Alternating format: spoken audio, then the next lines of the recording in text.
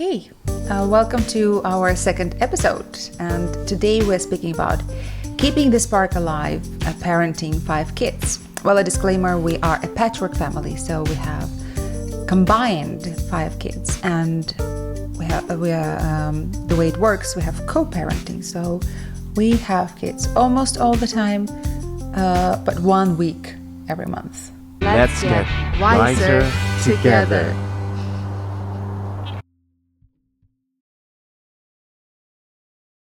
The way we get ready for these episodes, we have a structure, like bullet points, what we want to cover. Yeah. But then we work independently of each other. We write a script. So we don't really know what the other person will be saying, what examples they will bring to the table. That's exciting. I'm looking forward to it. Yeah, me too.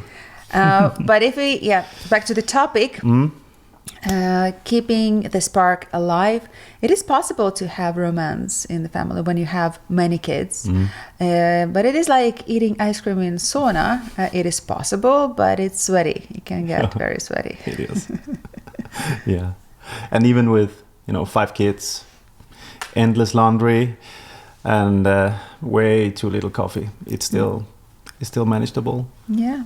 So and we'll bring examples today of when it works. Yeah. And maybe even when it doesn't work, or what we could do better in our day-to-day life. Yeah.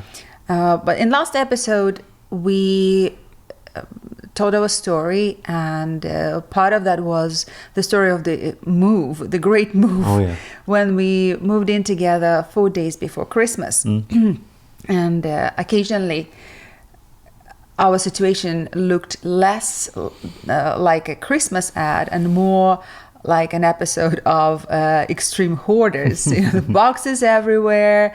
We were so tired. We wanted to pop a bottle of champagne, but we couldn't find the glasses, for example. And the dinner was a glamorous takeaway. And we decided to tackle one zone at a time, freeing one area at a time. And on the first day, because we didn't have kids, we prioritized our bedroom. And we thought, well, maybe, at the end of the day, a new chapter, a new home, maybe we could have a little bit move-in romance.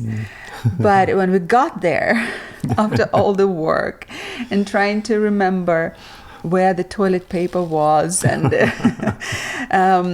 it was more like ticking off the box than a movie moment, really. Hey, and then afterwards, hey, yay us, we did it, mission accomplished, good night. Good night. Yeah, I remember. We were so tired. There was so much going on. Yeah. But of course, it wasn't the last time our romance got sidelined, by far. Often days we had like kids calling, and could be like, "Mom, she made a mess. She needs to clean when you get home." And like I often get calls like, "Where are my keys? Where are my phone charger? Buy snacks. We want snacks." It's another day out. Can I take a Coke from the fridge? Yeah. If we are out and doing something, we get calls all the time if it's our week. Yeah. But I remember once we traveled to Rome together on a romantic vacation. 4 days, 3 nights, pasta, wine, and I was going to propose to you. I didn't know. You didn't. I tried to find the right time for you and right time to propose, and then in the end we did it. I did it on the stairs of the Spanish stairs. Yeah. And you were totally surprised. Yeah. But were we left in peace? Absolutely not. Could we enjoy those 4 days and 3 nights in Rome? No. The thing was that I think there was a bit of a miscommunication between me and my ex. And, she said that we had an agreement that I should have kids at that week. And that was 2 weeks before we went.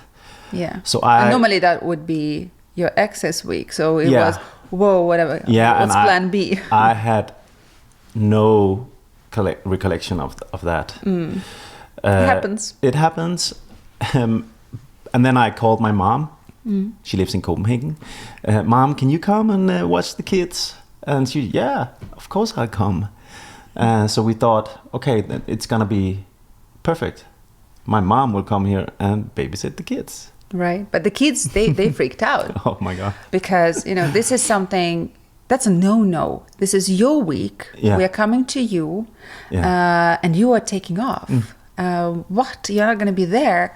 And I think the downside of not having our parents near, mine are in Siberia, yours are in Copenhagen, slightly closer, well, much closer, but nevertheless, our kids are not used to spending time with their grandparents, so they might feel a little bit uncomfortable, even though your mom, she's the sweetest grandma. She comes with tons of presents and she's ready to do anything for them and cook the best food and take them out. And yes, but still they freaked out. Especially they called and like, I cannot sleep. Exactly. I'm sad.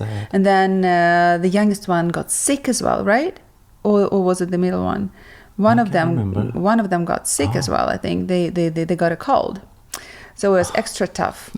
And I cannot sleep. I'm sad. Oh, she's bothering me all the time. Yeah. Oh, she doesn't let me watch TV. They were speaking about each other, the siblings, not grandma. Grandma is the most liberal grandma you can possibly find. Yeah. Yeah. And so while we were in this most romantic place on earth, we got those constant calls. And then, right on the Spanish steps, and it was a year and a half after we met, you proposed, and it was beautiful, so romantic. We were both very sentimental. We cried, both of us. And when your kids finally realized what the trip was about, they relaxed. Yeah. And we got this gift of 24 hours of no calls. Oh, it was fantastic. Call free 24 hours. Yeah. Yeah, that was fun. And the setup was that you and I, we were in Rome, and every now and then I would make a selfie with both of us, different places. And so I stood by the Spanish stairs and I said, how's the food? It's good. Do you enjoy your vacation? Yeah, I do. And then, do you want to marry me? So we sent that home to the kids. Yeah. And then they relaxed. They got it. Yeah. They were very happy for us. Oh yeah. They were so happy. Yeah. Thrilled. Yeah. Okay. Reality check. People say romance dies when kids arrive. But research actually says otherwise. Yeah, so we decided to look at, different studies, and we looked for suggestions. What can keep the spark alive? What can help us, blended families or not, parents with kids, right? Yeah. First, brief suggestions. What have you found? So the first one was protect couple time like a dental appointment. It is crucial that we do this. And Braithwaite, he says, he found that step couples who schedule weekly time together are happier. Yeah. Like we say, if it's not in the calendar, it won't happen. Yeah. So you need to actually put it in the calendar. Yeah. So it's there, it's booked, it's sacred. Yeah. Another piece of advice that I've come across: build micro moments of connection. Gottman's research shows small gestures like a kiss or a quick cuddle, they add up. So romance in installments. And I found some interesting also, like share parenting responsibilities clearly. Ganong and Coleman, they found mismatched parenting styles causes conflicts. So align rules before the kids, they actually test them. Yeah. And I think that's so important, because they will if they see a crack in the foundation. Yeah. Yeah. First you have to fix the cracks, Yeah. and then you present it. Yeah. Yeah. So good to talk things over clearly. Right. Yeah. And then another piece of advice is create just us traditions. The National Step Family Resource Center says rituals make step families, any family really, more resilient. And also when it comes to stress, that you manage that as a team. Studies show partner support boosts intimacy and conflict resolution.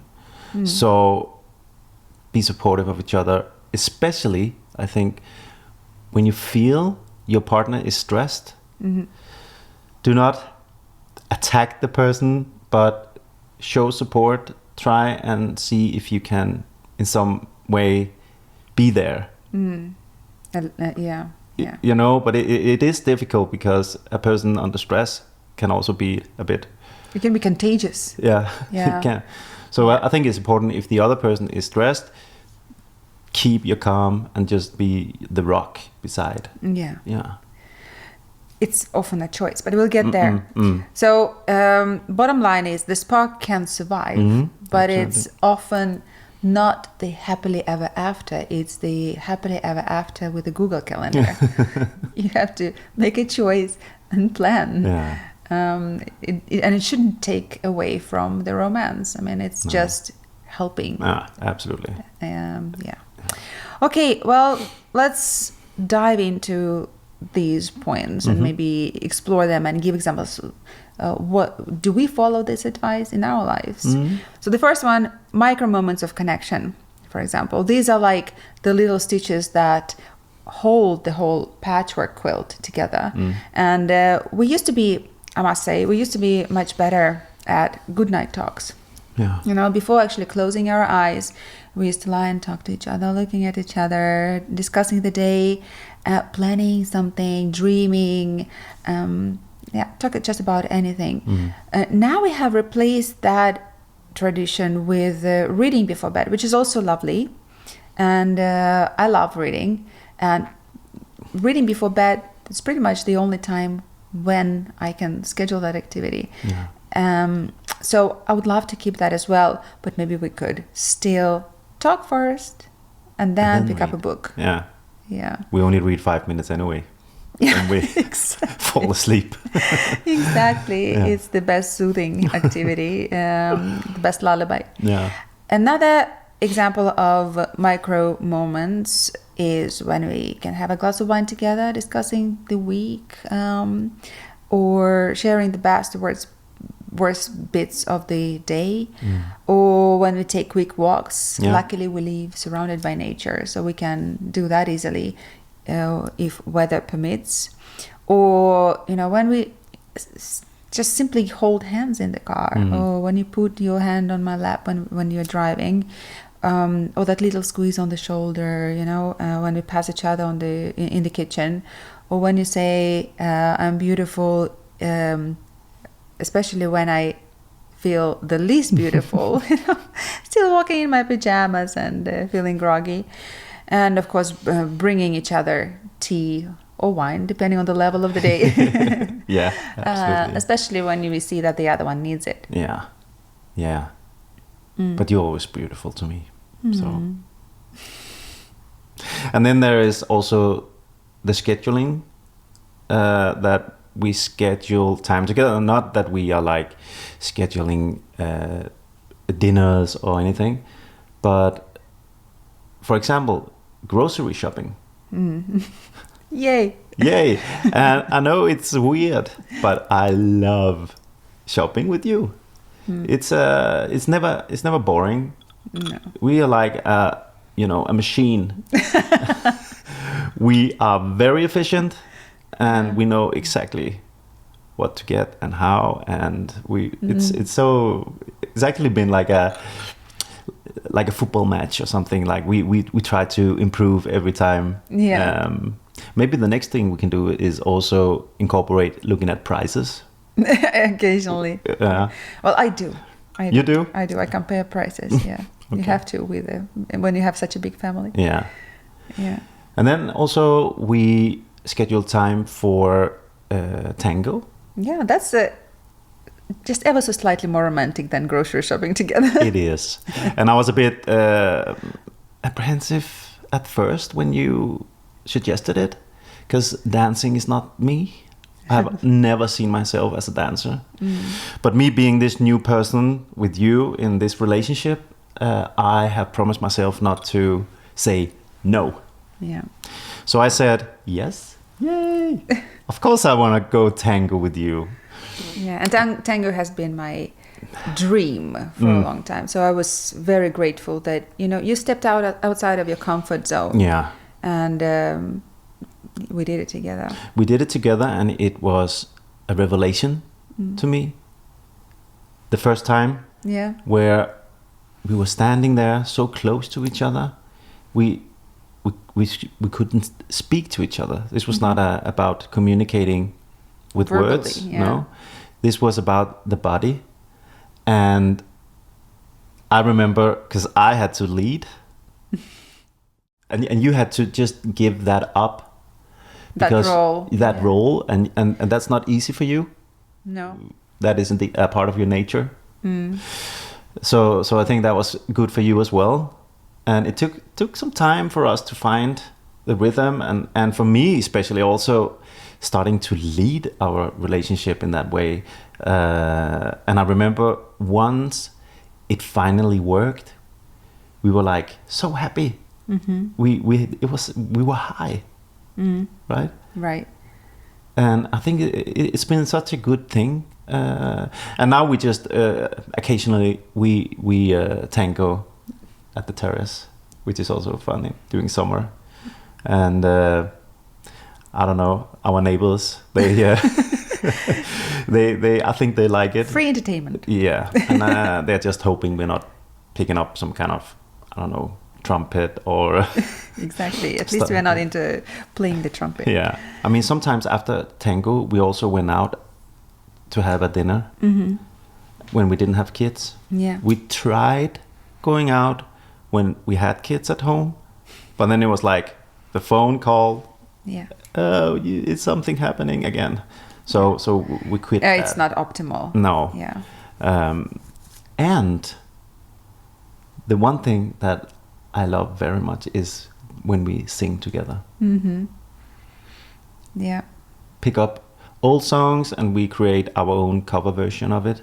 Yeah. And we actually go out in nature and we record it. Yeah. Yeah.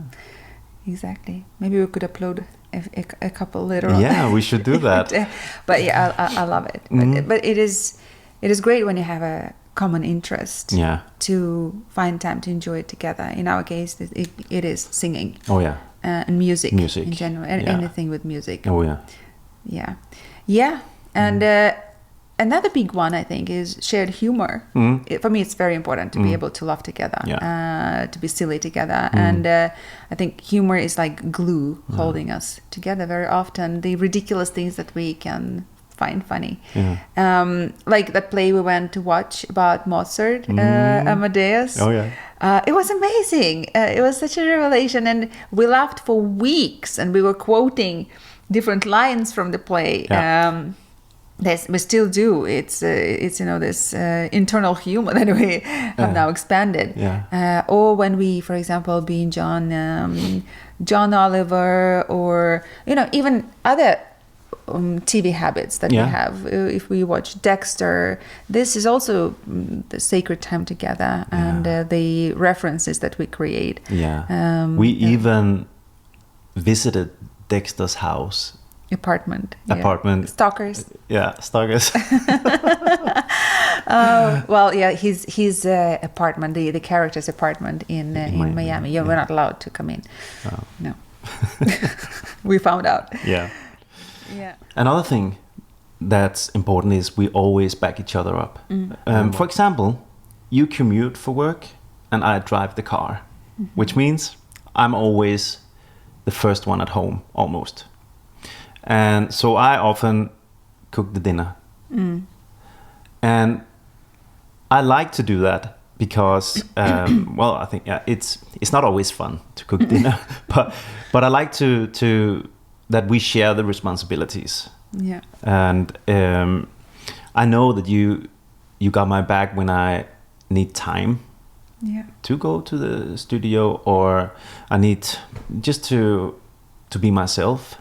Yeah. And you say it's okay, it's cool. I have them.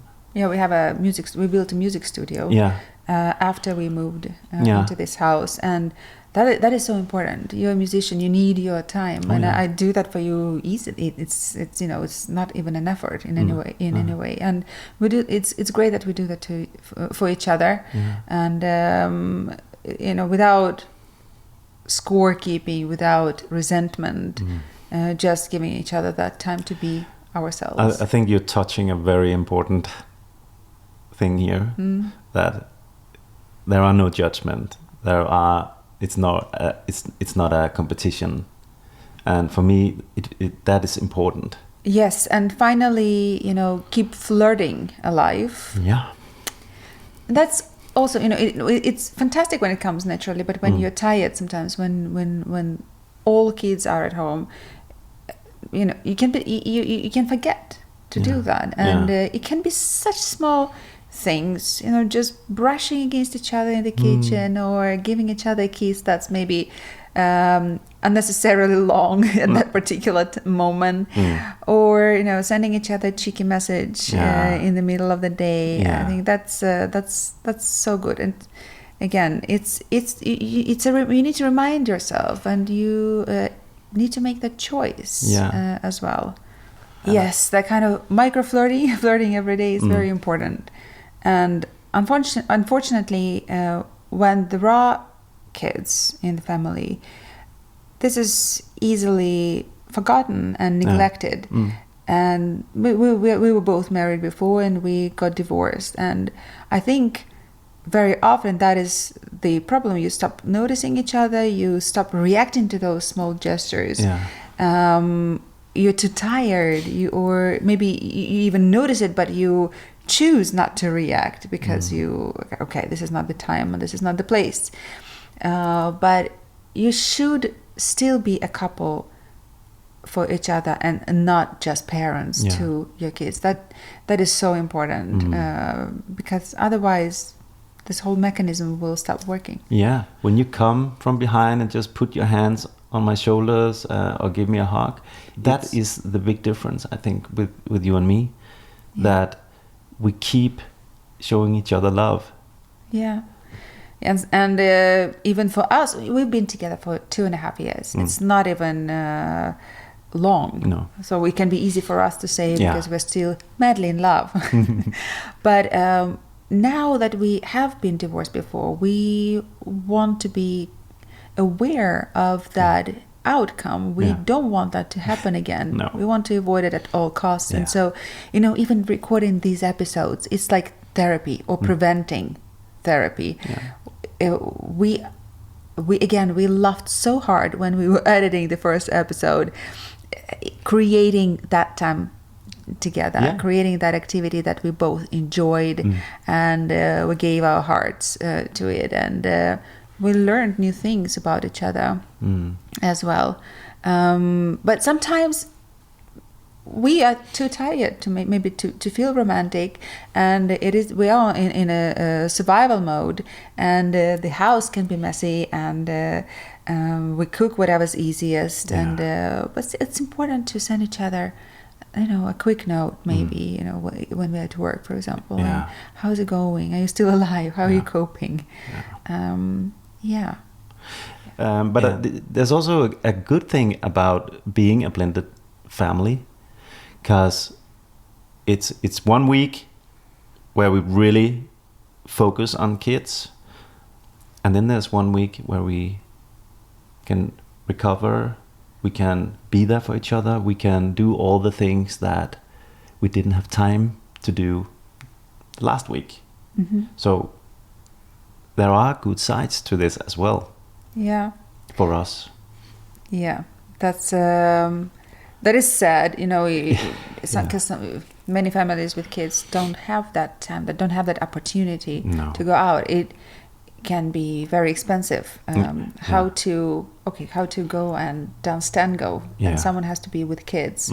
But we face that every other week. But our kids are old enough, and they take care of each other as well. We have older kids in the family, so it's doable. But it can be problematic. I think we have learned not to tackle big issues on zero spark days, and at least we're learning too. We're learning, but I think it's important to and this goes for me, because I can have a tendency to I want to solve the issue now here, but I think I've become better at just we park the issue, and we'll take it when we have more energy.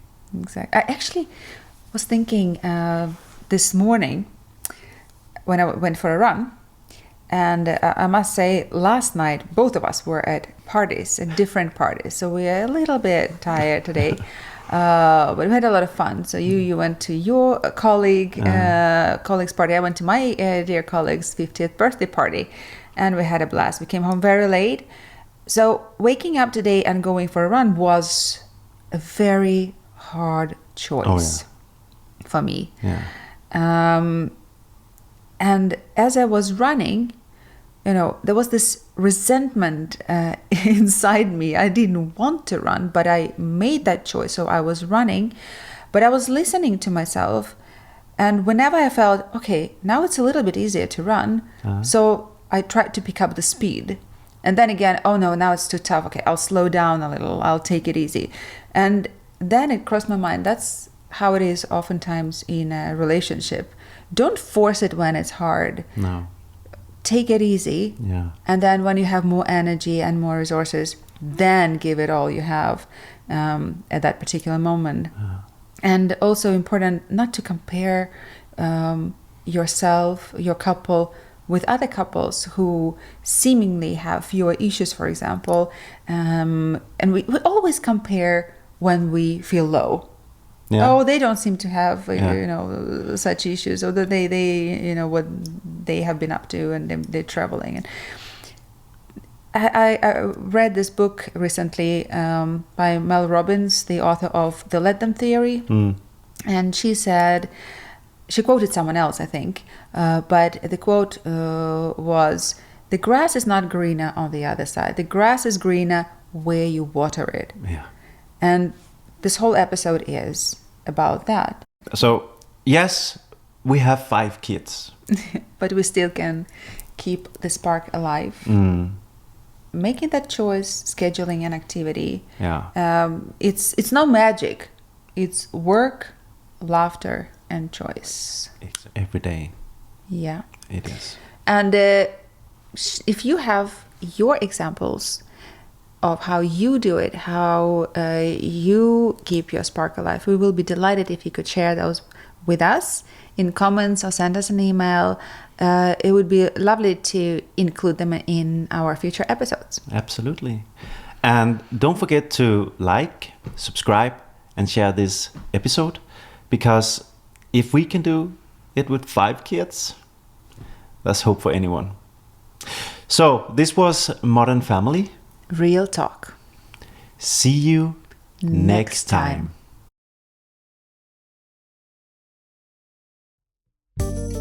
Studies. Baby, you're bleeding. Well. Yeah. What are we talking about? Flirting and. Flirting. Yeah. Water your grass. Water your lawn. Yeah. Yeah. Good. Yeah.